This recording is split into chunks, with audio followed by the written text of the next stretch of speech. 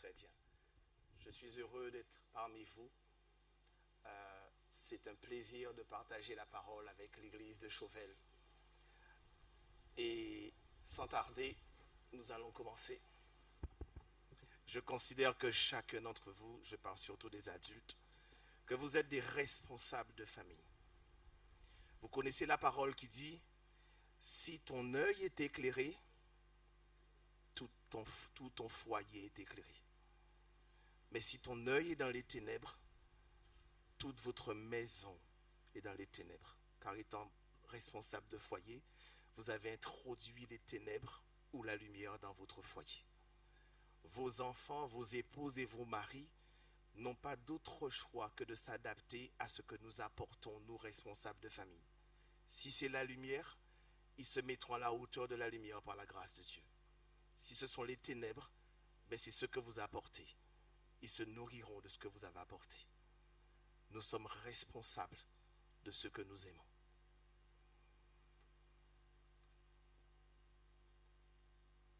Les signes annonciateurs du retour du Christ et les promesses de la restauration du croyant.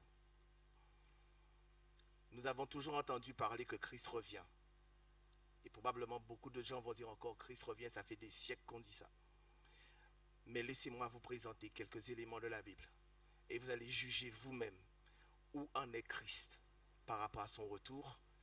Et si vous êtes très près, et si on vous disait que vous êtes plus près que jamais, que diriez-vous? Durant la semaine, est-ce que je peux toucher? Est-ce que j'ai une influence jusqu'ici? Voilà. Je ne sais pas si vous voyez. Nous allons faire l'introduction de la parole qui détermine sa propre valeur. Aujourd'hui, nous allons voir la parole annonce les signes du retour de Jésus. Nous verrons par la fois prochaine. La parole prévient des événements après les signes annonciateurs. Donc, il y aura des événements après ces signes. La parole annonce aussi la restauration du croyant à travers le sanctuaire. Nous ferons une précision sur la période des expiations, puisque nous sommes dans la période des expiations. Quelle devrait être notre attitude à la période des expiations? La parole aussi annonce le moyen de la restauration par la pluie. Il ne peut pas avoir d'arrière-saison s'il n'y a pas eu de première saison. Si la première saison n'a pas fait son œuvre dans votre cœur, la seconde tombera à vos côtés et ne vous emmènera pas à la maturité. Ensuite, quelles sont les conditions pour avoir l'esprit? Ensuite, la parole soutient que la Sainte Seine est aussi un moyen facilitant la restauration du croyant. Nous allons voir comment ne pas aller à la Sainte Seine. Peut-être mortel pour le croyant.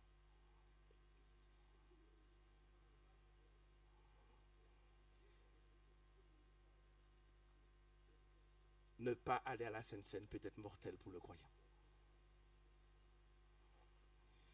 Vous savez, celui qui parle doit dire la vérité telle qu'elle est écrite. Afin que le jour où on me jugera, on me dira, tu n'as pas dit la vérité. Et je ne veux pas avoir votre sang sur les mains. La parole élève, mais c'est aussi une verge. Et quand on vous frappe de verge, vous êtes aussi parfois étourdi. Grâce soit rendue à Dieu qui nous corrige, parce qu'il ne veut pas que nous perdions la vie. Nous allons donc commencer par la parole et établir sa propre valeur. Pour cela, nous allons aller dans Ésaïe 8. Nous allons beaucoup lire. Nous allons aller dans Ésaïe 8. Tu peux passer pour moi, s'il te plaît, si je n'arrive pas. Voilà. Ésaïe 8.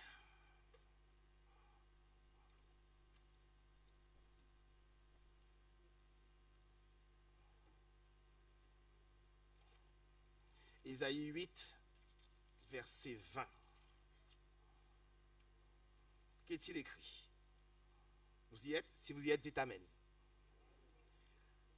À la loi et au témoignage, si on ne parle pas ainsi, il n'y a point d'aurore pour le peuple. Autrement dit, si je ne parle pas selon la parole, vous allez me dire, mais qu'est-ce que c'est que le témoignage? Allons en Apocalypse 19, verset 10. Apocalypse 19, verset 10. Donc c'est à la parole, vous connaissez la parole, vous l'avez dans vos mains.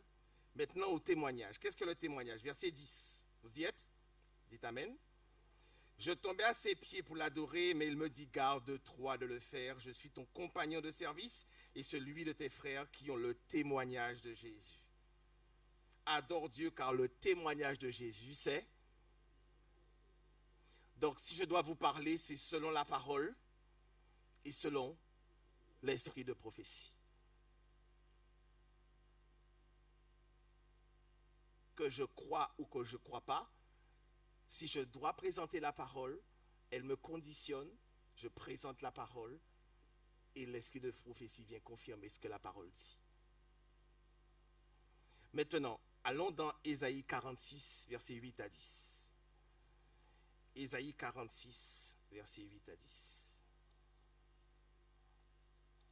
La parole est une puissance pour celui qui croit. Autrement dit, la parole donne les éléments suffisants en elle-même pour que le croyant puisse être amené à développer la foi graduellement. Et cette foi devient inébranlable. Ésaïe 46, versets 8 à 10. Vous y êtes? Dites Amen. Souvenez-vous de ces choses et soyez des hommes. Souvenez-vous qui est Dieu, d'où il vous a pris. Vous étiez dans les ténèbres et vous emmenez dans son admirable lumière. Entre-temps, il s'est passé des choses.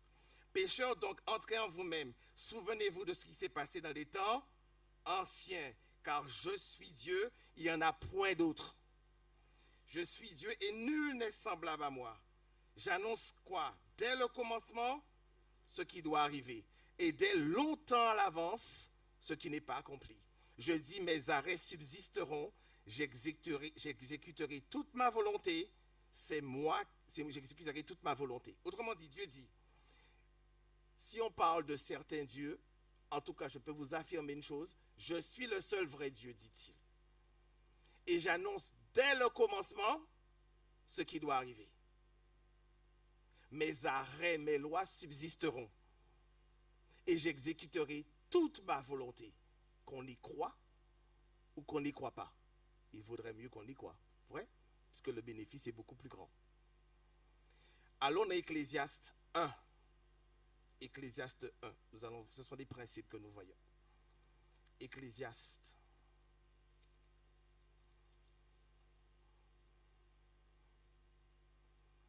Ecclésiaste 1.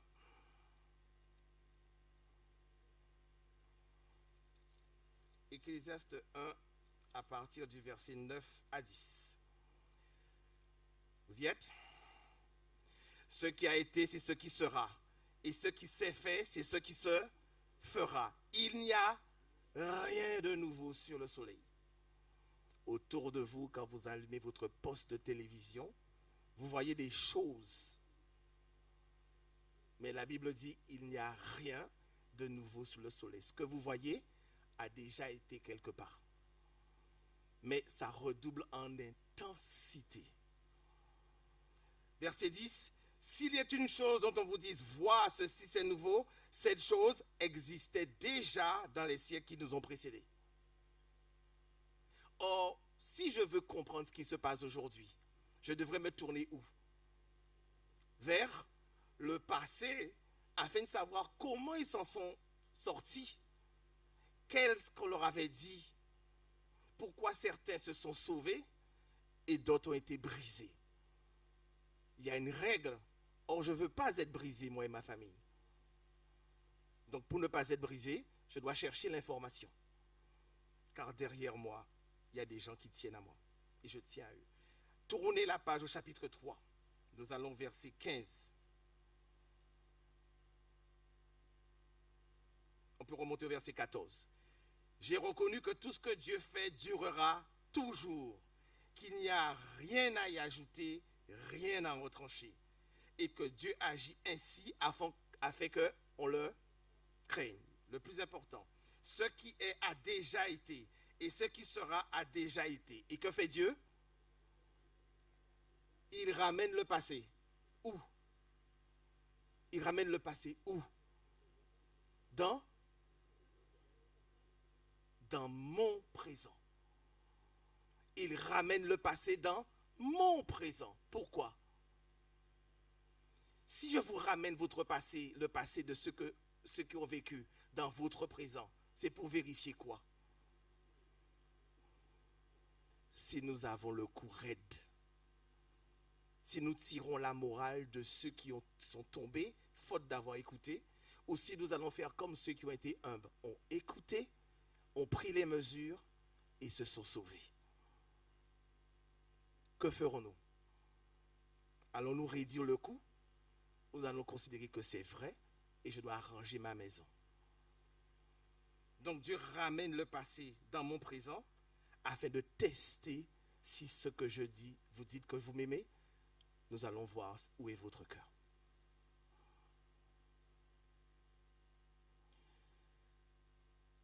Allons dans 1 Jean 5, verset 20.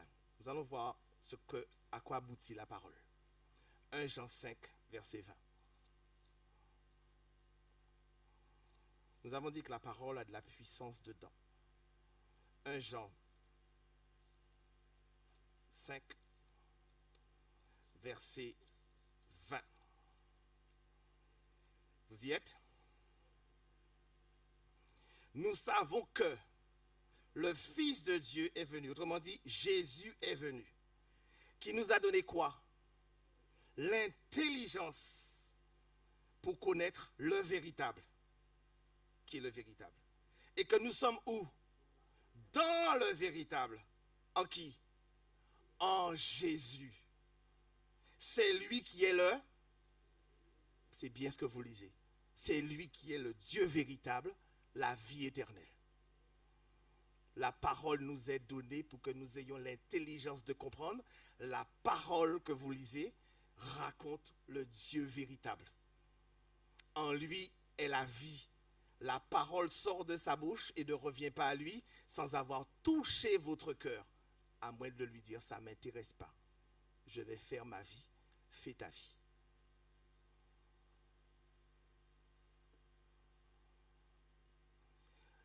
J'aimerais considérer cette réalité.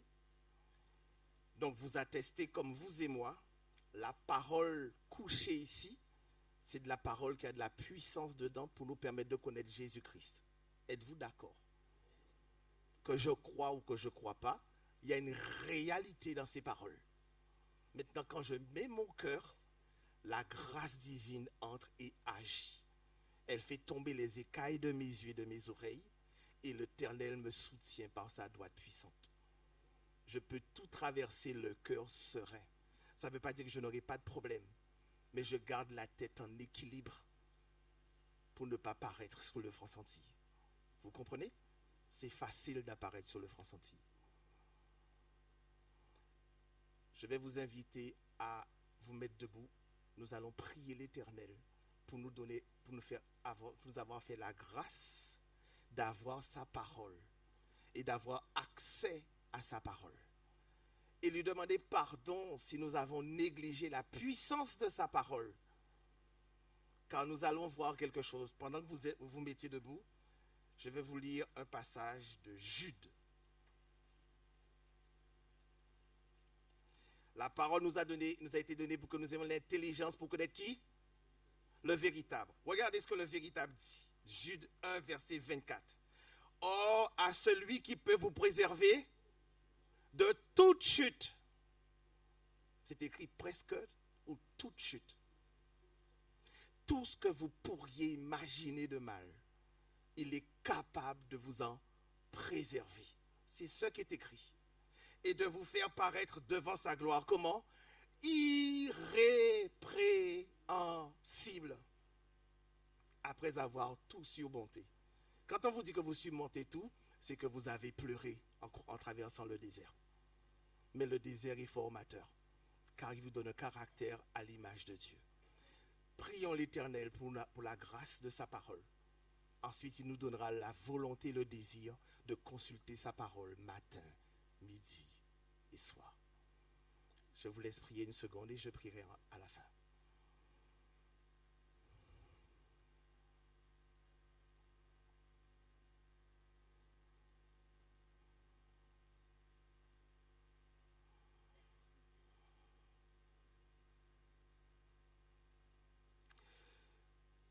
Seigneur, nous voilà inclinés devant toi.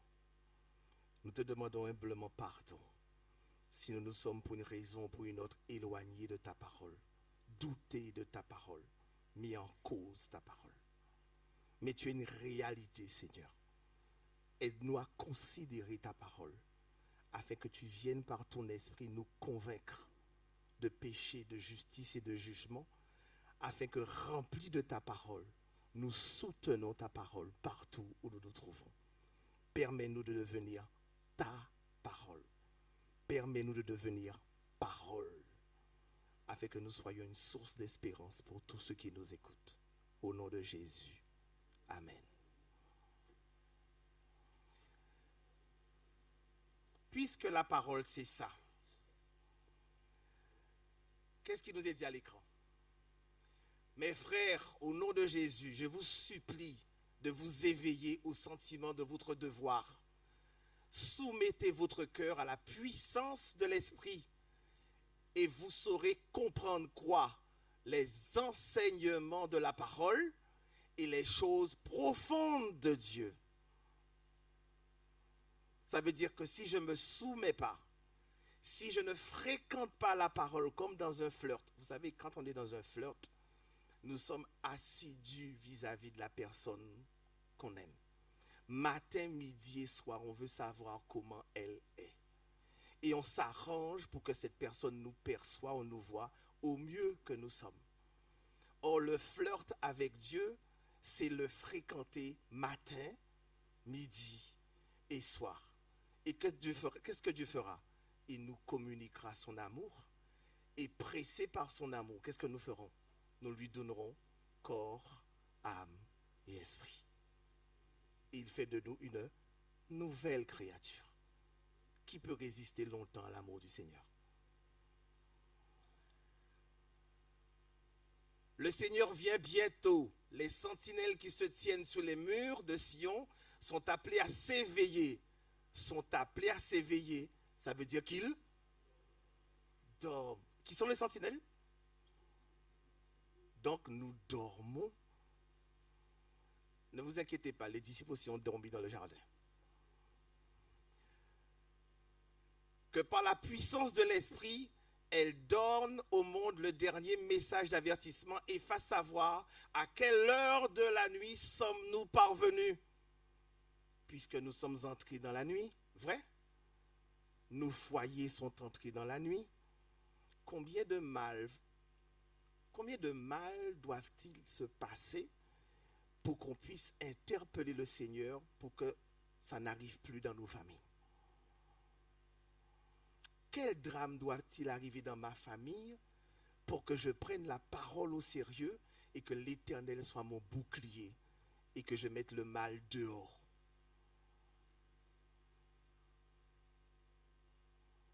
Qu'elles invitent hommes et femmes à sortir de leur léthargie, de peur qu'ils ne s'endorment du sommeil de la mort. Touchez votre voisin. Dites-lui, s'il s'endort, ça peut être dangereux pour lui.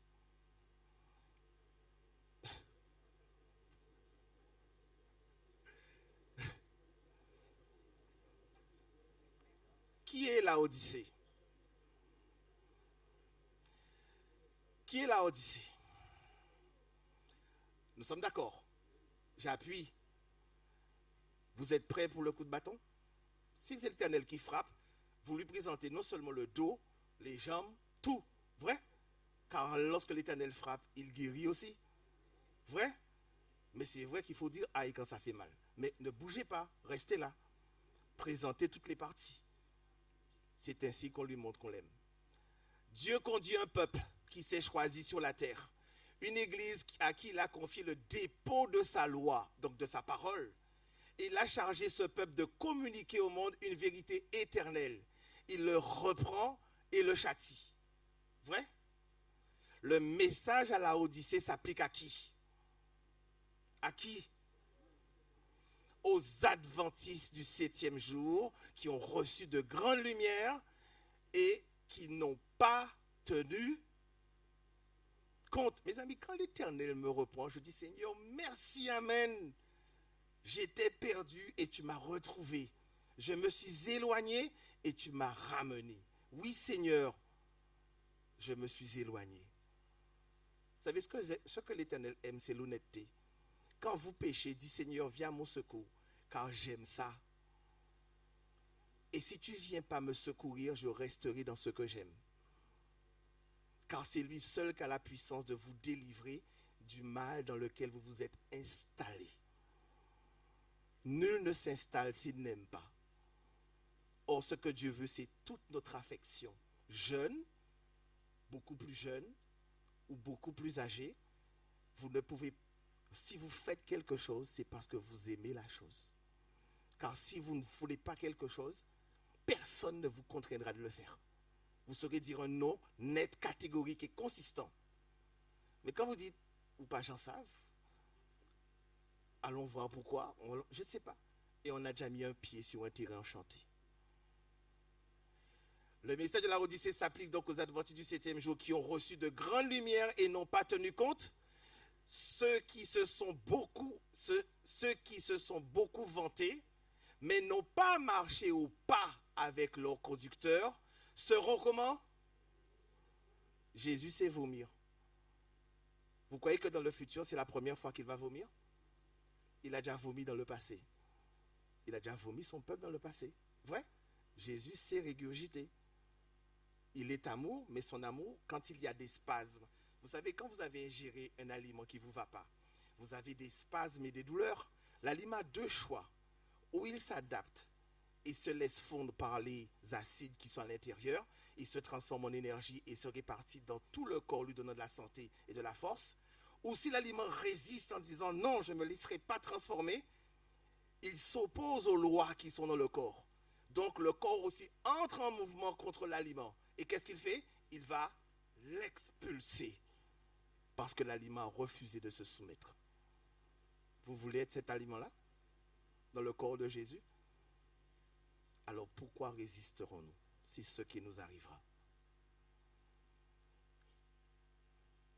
Le message à la Odyssée s'applique au peuple qui prétend connaître la vérité présente. Ils prétendent aimer la vérité. Ils manquent de quoi? De piété, de ferveur chrétienne. Ils n'osent pas se donner entièrement et courent le même risque qui les païens qu'on disait, oui, gars, ils ne pas connaître bon Dieu, pas connaître mauvais. Mais je cours le même risque que si je ne montre pas de la piété, de la loyauté, de l'honnêteté dans tout ce que je fais. Si je ne suis pas honnête et loyal dans les détails, je le serai malhonnête dans les grandes choses. Et si moi, père de famille, je suis malhonnête et déloyal, que voulez-vous que ma femme et mes enfants voient? Qu'est-ce que je leur apprends? Que la malhonnêteté, la déloyauté, c'est la norme, puisque je le fais. Ils n'osent pas se donner entièrement et courent le risque même que les mêmes risques que les incroyants, car ils ne veulent pas mourir à eux-mêmes et se conformer fidèlement aux principes de leur foi. Connaître les Écritures, c'est une chose très importante. Mais la véritable connaissance, qu'est-ce qu'on dit? L'amour de Dieu nous presse. La véritable connaissance nous pousse à quoi? À la conversion. Si vous acceptez une vérité, mais qu'elle vous fait de la joie que dans l'esprit, vous pouvez rester 60 ans comme ça. Mais si vous connaissez une vérité, elle vous a fait du bien, vous allez la pratiquer. Ce qui se conçoit clairement se pratique clairement. Vous allez laisser la vérité dans votre tête. Je vous donne un exemple. L'heure court. Quand vous mangez un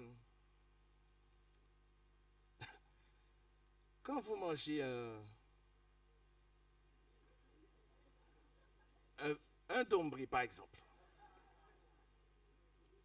vous avez été attiré par la couleur et la forme du repas, vrai? Et rien que par les yeux, votre système a commencé à produire de la salive. Vous prenez la décision, est-ce que le dombré va s'approcher de vous et va vous dire mange-moi? Non. Aussi appétissant qu'il sera, il restera dans le plat. Donc il faut que je prenne ma fourchette, que je décide d'emmener la fourchette.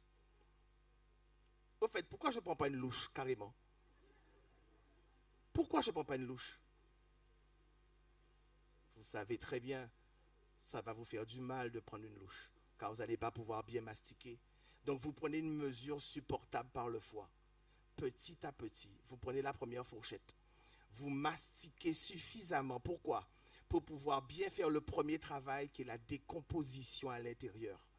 Et quand vous avez encore le pouvoir de régurgiter l'aliment, vrai? Mais une fois que l'aliment part ici, vous n'avez plus aucun contrôle. L'aliment part faire ce pourquoi vous l'avez envoyé. Vous l'avez envoyé pourquoi? Pour vous donner de la force. Il va se disséminer dans votre organisme par le sang. Le sang va répartir ses vitamines et ses puissances dans tous les organes pour les réparer. Il va monter au cerveau pour tonifier votre cerveau. Vous donner un esprit clair et fort. Il en est de même de la parole. Vous la prenez à petite fourchette parce qu'à grande dose, vous allez avoir le tourniquet. Vous la prenez à petite dose et vous la mastiquez. Ça demande de la volonté. Et une fois que votre corps a produit le bien-être nécessaire, une fois que vous avez accepté de croire que la parole est la parole de Dieu, vous n'avez plus aucun contrôle dessus. Alors Dieu descend, il se répartit dans tout votre être et le sang amène rapidement les nutriments fondamentaux dans votre cerveau où Dieu veut siéger. Et il vous donne un esprit clair et fort. C'est un esprit de... Ce n'est pas un esprit de faiblesse qui vous a donné, mais un esprit de force afin de ne pas trembler dans l'adversité. Et vous devenez un soldat vaillant. Un soldat prend des coups. Mais qu'est-ce qu'il dit? Même pas mal. Parce qu'il sait que s'il flanche, vous irez dans sa maison faire du mal à sa femme et à ses enfants. Donc il n'a pas le choix. Il mourra là. Mais le mal ne progressera pas. Vous comprenez ça? Tous ceux qui ont laissé le mal progresser atteignent leur famille, n'aimaient pas leur famille. Vous comprenez ça? C'est très sérieux. Ne plaisantez pas avec la parole. La parole ne plaisantera pas avec vous. Elle vous élèvera en temps convenable. Mais si vous vous moquez de la parole, elle va vous presser, car Dieu est un Dieu juste. Jusqu'à ce que vous criez, toi l'Éternel, tu es le seul vrai Dieu. Vous avez vu Pharaon? Qui est Dieu pour que je lui obéisse? Qu'est-ce que Dieu a fait? Il a fini par quoi? Il a perdu toute sa civilisation dans la mer morte. Et Dieu a, vous savez que c'est une grande mer. C'était profond. Ça ne vous est pas paru étrange que les corps soient remontés aux pieds des soldats, aux pieds des Hébreux? Normalement, on aurait dû retrouver les corps des kilomètres plus loin, afin que personne ne dise que c'est une situation de hasard. Il a fait remonter les corps de la mer aux pieds des Hébreux pour dire, où est l'empire puissant? Où sont vos oppresseurs? Où est le mal? Maintenant, ils sont remplis d'eau de mer. Car moi, l'Éternel, je vous ai délivré du mal qui vous asservait. Et malgré ça, regardez ce que les Hébreux ont fait dans le désert. Malgré ça, tous les bienfaits que Dieu nous a faits, regardez ce que nous faisons de la parole de Dieu. Merci Seigneur pour ta miséricorde. Merci Seigneur pour ta patience. Merci Seigneur de ne pas te lever et me faire disparaître la même et toute ma généalogie. Merci Seigneur quand tu veux vraiment me sauver, parce que sinon pourquoi vous vous levez chaque matin pour faire la même chose qui déplaît à l'Éternel? Donc poussé par son amour, qu'est-ce qu'on devrait faire? Le mal ne passera plus par moi, j'en ai assez donné. Maintenant c'est le tour de l'Éternel. Je veux savoir ce que c'est que l'Éternel prend plaisir à marcher avec moi. Vous ne voulez pas faire cette expérience? Sentir l'Éternel vous dire, je prends plaisir à marcher avec toi. Qui je suis? Rien, mais le fait que la parole soit dans votre cœur, vous êtes un fils de Dieu. Et Dieu marche avec ses enfants. Et si vous marchez avec Dieu, vos enfants, vos maris vous verront marcher en loyauté de vie. Et vos enfants vont parler de vous. Mon papa, ma maman a fait ça. Toutes les victoires de ma maman, c'est à genoux. Donc si Jésus existe, je le vois à travers ses genoux. Donc que voulez-vous que cet enfant fasse plus grand? Il fléchira le genou pour dire, Seigneur, comme tu as répondu à ma maman, réponds-moi aussi. Mais si vous ne vous battez pas à genoux, pour les enfants, le ciel est vide. Ils font le culte parce que vous le faites, mais ils n'ont aucune preuve tangible que Jésus existe parce qu'ils ne le voient pas à travers vos combats et vos victoires. Vous comprenez ce que je dis?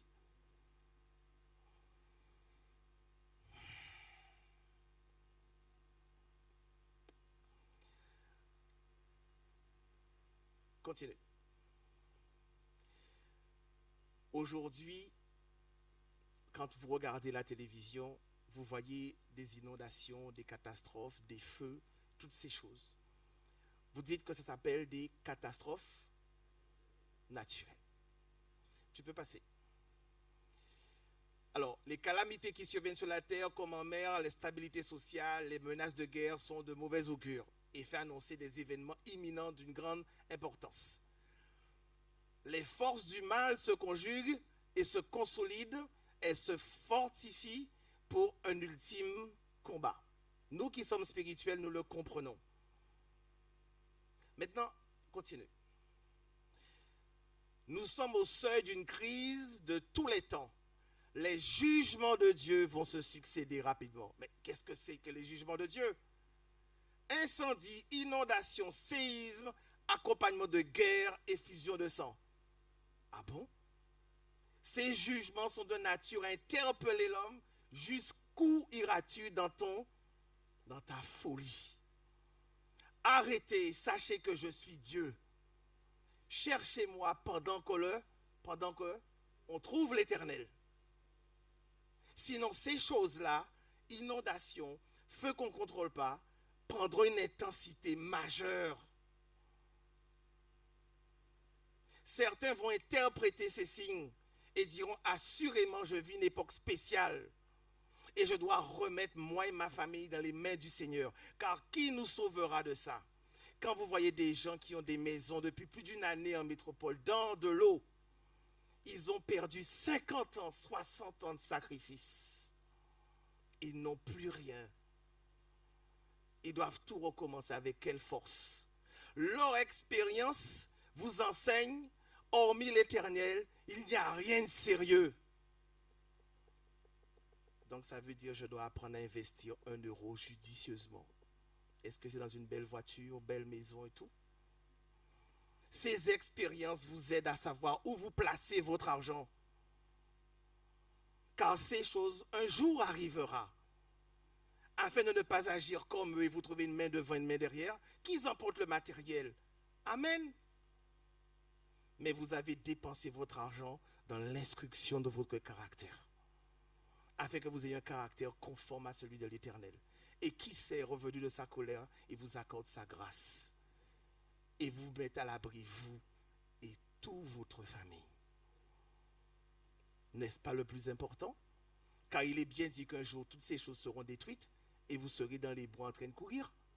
Où est votre maison? Où est votre jacuzzi? Où sont ces belles choses? Donc, qu'on conservait jalousement et qu'on ne voulait pas inviter ni la voisine dedans. Où sont ces choses maintenant? Nous sommes maintenant dans les bois en mangeant des feuilles pour subsister. Mes amis, ces choses sont sérieuses. Donc ça veut dire, ne croyez pas que c'est si loin que ça. Par la grâce de Dieu, nous allons voir que ces signes, si ces signes sont passés, présents ou futurs. Mais si ces signes sont tous passés, ça veut dire que je suis à la veille de la venue du Christ. Mais avant qu'il vienne, il faut qu'il y ait quelques événements. La bonne question, si je ne suis pas prêt pour traverser ces événements, je ne peux pas être prêt pour recevoir le Christ. Si je n'ai pas été prêt pour traverser certains événements en gardant ma foi intacte, ce n'est pas Christ que je suis apte à recevoir tel qu'il est. Car sa simple apparition va me vaporiser. Puisque mon cœur est comme celui du monde. Or il m'a dit, n'aimez pas le monde. Sortez du milieu d'elle, mon peuple. Dernier texte, parce qu'il est midi et je ne peux pas abuser de votre bonté. Josué 24. Josué. Est-ce que l'Éternel est bon quand il nous corrige? Ah, vous ne dites pas Amen? Il n'a peut-être pas frappé assez fort. Josué 24, verset 19. Qu'est-ce qui est écrit? Vous y êtes? Dites Amen si vous y êtes. Josué dit au peuple, vous n'aurez pas la force de quoi? Pourquoi? Car c'est un Dieu saint. Pour servir un Dieu saint, il faut être comment? Ce n'est pas une blague, mes amis. Ce n'est pas un conte de fées. Ce n'est pas une histoire d'Hollywood. Dieu est saint. Vous devez être saint. Ce n'est pas une option. C'est ce pourquoi vous êtes nés. Enfants, jeunes, vous n'avez pas d'autre choix que d'être saint. Car c'est un Dieu jaloux. Il ne pardonnera pas vos transgressions et vos péchés. Dieu n'est pas un Dieu efféminé. Ah, dans son amour, Dieu, c'est pas vrai. Dieu est un Dieu amour, mais le pendant de l'amour de Dieu, c'est la justice. Pour servir Dieu et être saint, regardez-le, verset 23. Qu'est-ce qu'il dit? Pour servir Dieu, qu'est-ce qu'il faut? Verset 23. Ôtez donc les quoi? Les dieux étrangers qui sont au milieu de vous et tournez votre cœur. Car si on n'ôte pas les idoles qui sont au milieu de nous, l'Éternel nous résistera.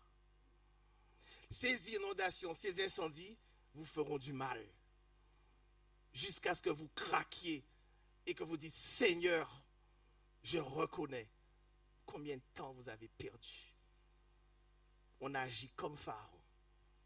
Il a fallu qu'il perde tout dans la mer pour reconnaître que Dieu est Dieu. Je n'ai pas besoin d'aller jusque-là. Je crois qu'à la première plaie, je dis Seigneur, ok, d'accord. Il en a pris 10 et son cœur est resté endurci. Dieu a voulu évangéliser Pharaon. Pharaon n'a pas compris. Combien de plaies Dieu doit-il envoyer pour que nous puissions lui dire Seigneur, tu es Dieu. J'arrête ce que je fais. Combien de cancers? Combien d'accidents? Combien de maladies on doit être exposé pour dire Seigneur, j'arrête. Parce qu'il est dit, si tu crois, si tu obéis, j'éloignerai de toi toutes les maladies d'Égypte. Nous avons vu que Dieu est un Dieu véritable. Il est puissant. Il ordonne et la chose est. Si tu le veux, tu peux me rendre pur. Sois pur maintenant. Mais il dira aussi comme la femme, marche en droiture de vie. Vous vous rappelez Marie? Elle avait plusieurs maris, mais il lui a dit, personne ne t'a jugé.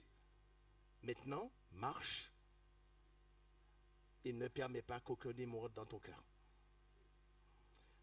Nous avons vu que la parole de Dieu, c'est tout ce que nous avons, c'est notre seule sauvegarde.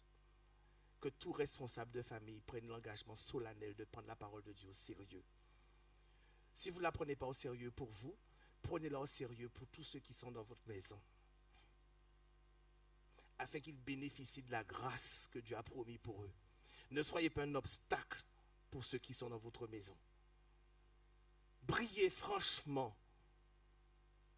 Afin que, comme vous dites, moi et ma maison, nous servirons l'Éternel. Afin que votre maison soit un refuge pour votre quartier. Vous comprenez ça? Ne recevez pas la grâce de Dieu en vain. Que Dieu vous garde et vous bénisse. Demain, nous allons voir ces signes.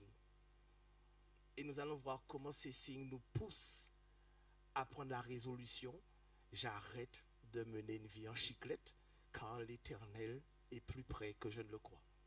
Que Dieu vous garde et vous bénisse. Autant que vous êtes, venez, écoutez, prenez des notes, vérifiez ce qui est dit. Et si ce qui est dit, c'est la vérité, mes amis, ne jouez pas avec ça. Car vous ne savez pas quel est le visage de demain. Que Dieu vous garde, vous bénisse.